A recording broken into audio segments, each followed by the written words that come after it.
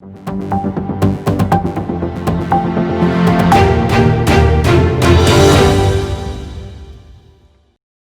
कश्मीर से अनुच्छेद 370 हटाए जाने के बाद यहां पहली बार डीडीसी चुनाव हुए। 8 चरण में 280 सीटों पर 51.42% मतदान हुआ। 2178 उम्मीदवारों की किस्मत का फैसला होगा। शुरुआती रुझानों में गुपकार गठबंधन और भाजपा में कड़ी टक्कर दिखी। वहीं मतगणना से एक दिन पहले महबूबा के 2 करीबी रिश्तेदार और पूर्व मंत्री समेत 20 हिरासत में ले लिए गए हैं।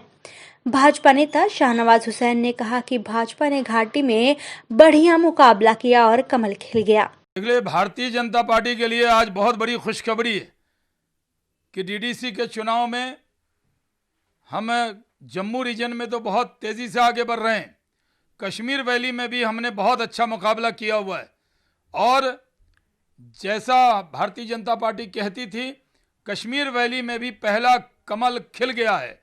यहाँ से इंजीनियर एजाज हुसैन जीत गए हैं और कई सीटों पर हम बहुत तेज़ी से आगे बढ़ रहे हैं और हमें पूरी उम्मीद है कि हम कश्मीर वैली में भी अच्छी सफलता प्राप्त करेंगे।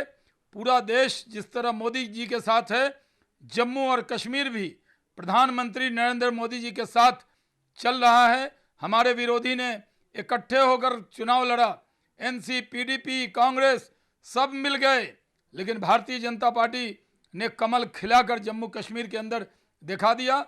कश्मीर वैली में भी कमल खिल गया है। इससे बढ़कर खुशी की कोई बात नहीं हो सकती है। डीडीसी चुनावों के लिए भाजपा के प्रभारी और केंद्रीय मंत्री अनुराग ठाकुर ने कहा कि भले ही लोगों को धमकी दी गई थी, लेकिन वे वोट डालने के लिए भारी संख्या में बाहर आए। यह लोकतंत्र की जीत है। प्रधानमंत्री मोदी का सपना है कि जमीनी स्तर पर पंचायत, बीडीसी और डीडीसी के चुनाव जम्मू कश्मीर में होने चाहिए। ठाकुर ने कहा कि लोग जम्मू कश्मीर में नए नेतृत्व का कार्यभार देखना चाहते हैं, जो उनके निर्वाचन क्षेत्रों में मुद्दों का हल करने में मदद करेगा। 70 वर्षों में पहली बार जम्मू कश्मीर की जनता को ये अवसर मिला कि डीडीसी के चुनाव में वो मतदान कर सके और प्रसन्नता की बात यह है कि न केवल मतदान किया बल्कि बढ़ चढ़कर भाग लिया। रिकॉर्ड मतदान भी हुआ, लोगों की जनभागीदारी भी हुई और निष्पक्ष चुनाव हुआ है। डराने का प्रयास किया गया, धमकाने का प्रयास किया गया, लेकिन लोगों ने बढ़ चढ़कर भाग लिया। ये लोकतंत्र की जीत है। नरेंद्र मोदी जी का सपना जो था कि नीचे तक पंचायत के चुनाव, बीडीसी के चुनाव, डीडीसी के चुनाव हों, वो सब हुए और आज नतीजे भी आएंगे। लेकिन मैं यही कहूँगा, सबसे बड़ी जीत लोकतंत्र की जीत हुई। कितने उम्मीदें हैं, जीत रहे हैं आप लोग?